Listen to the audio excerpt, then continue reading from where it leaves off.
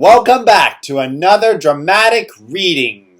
Today's story, Over and Over, by Charlotte Zolotow. Pictures by Garth Williams. Once there was a little girl who didn't understand about time. She was so little that she didn't know about Monday, Tuesday, Wednesday, Thursday, Friday, Saturday, Sunday. She certainly didn't know about January, February, March, April, May, June, July, August, September, October, November, December. She was so little she didn't even know summer, winter, autumn, spring. What she did know about was all mixed together. She remembered a crocus once, but she didn't know when. She remembered a snowman, and a pumpkin, and a Christmas tree, and a birthday cake, a Thanksgiving dinner, and Valentine's, but they were all mixed up in her mind. So one morning, when she woke up and looked out of the window, she was very excited. "See! Come! See what happened!" she called. The garden was white. "That's snow," her mother said. The little girl stared. The snow almost made her remember something else, something nice, but she couldn't remember exactly what. She only half remembered. "What comes next?" she asked. "Christmas," said her mother. And one day soon after, it was. There was holly on the mantel with shiny pointed leaves and bright red berries. There was a Christmas tree in the corner of the room. There were red packages and white packages and green packages, and everyone opened everything.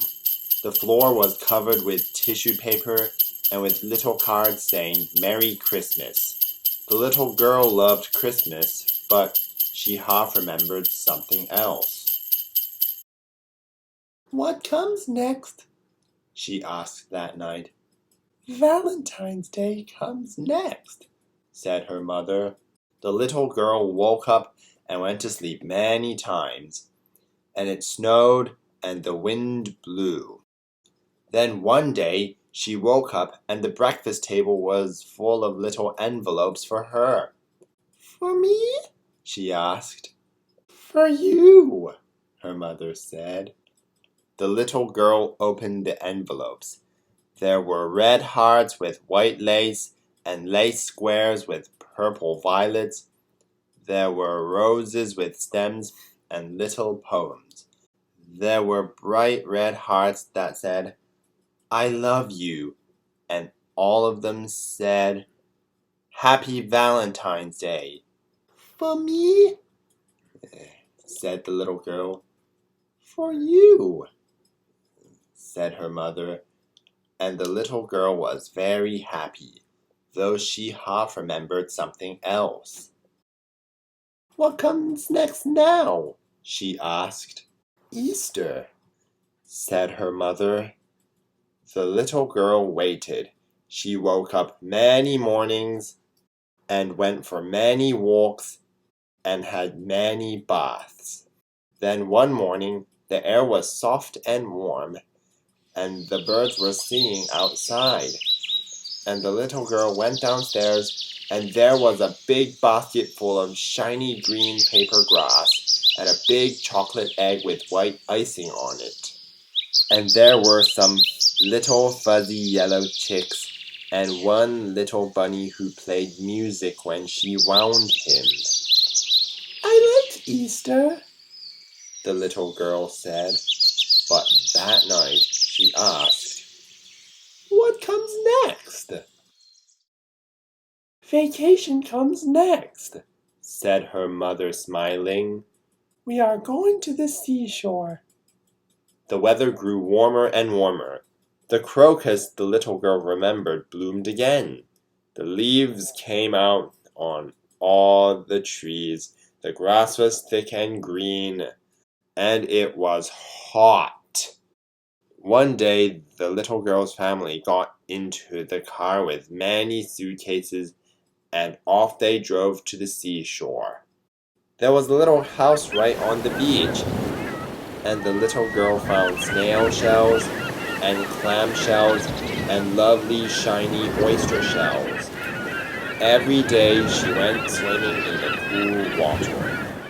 Every night she heard the waves pounding up and away from the sand when she went to sleep. But one day vacation was over, and the mother and father and little girl got in their car and drove home. The house looked bigger than the little girl remembered, and all her toys seemed like new. The leaves began to turn red and yellow and brown, and the chrysanthemums bloomed. The little girl half remembered something again. "What comes now?" she asked. "Halloween," said her mother. The little girl and her mother drove to the store and bought a big basket of apples and a jug of apple cider and some fresh warm doughnuts and a big pumpkin that they took home and scooped out. The little girl watched her mother carve a big happy smile and a little triangular nose and two triangular eyes in the pumpkin.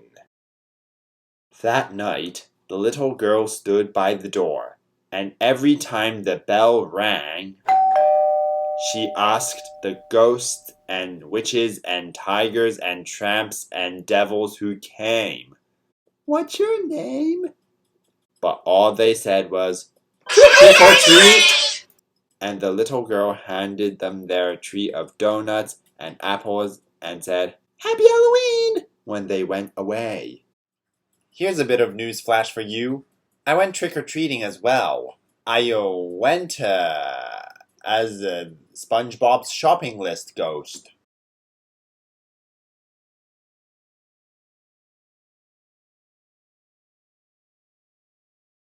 In 2 different neighborhoods.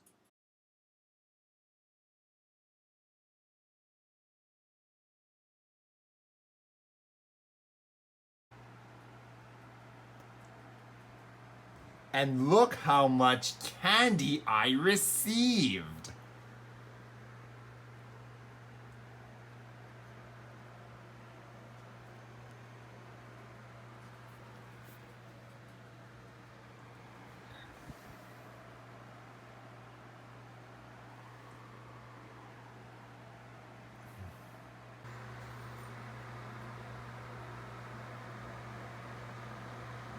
And these are more treats I received while I was trick-or-treating.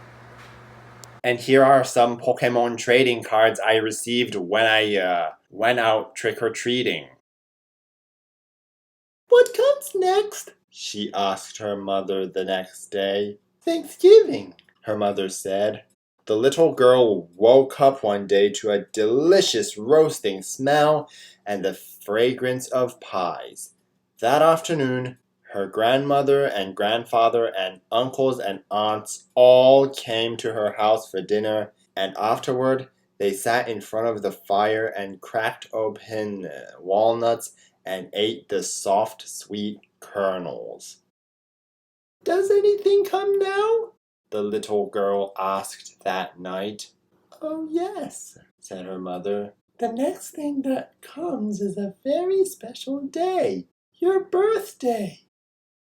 And sure enough, one day the little girl woke up from her nap, and her mother dressed her in her party shoes and her party dress, and combed her hair and washed her face. When she came downstairs, the little girl saw the house was full of balloons.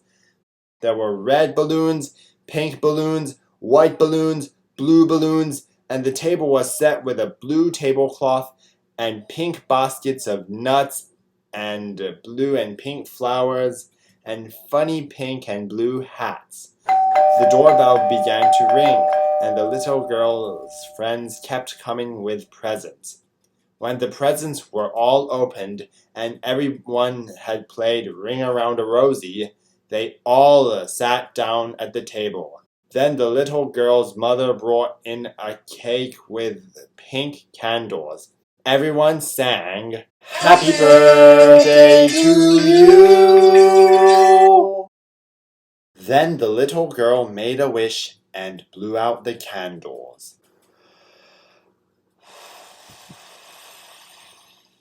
"What did you wish?" everyone asked her. "I wished for it to all happen again," the little girl said. And of course, over and over, year after year, it did. The end.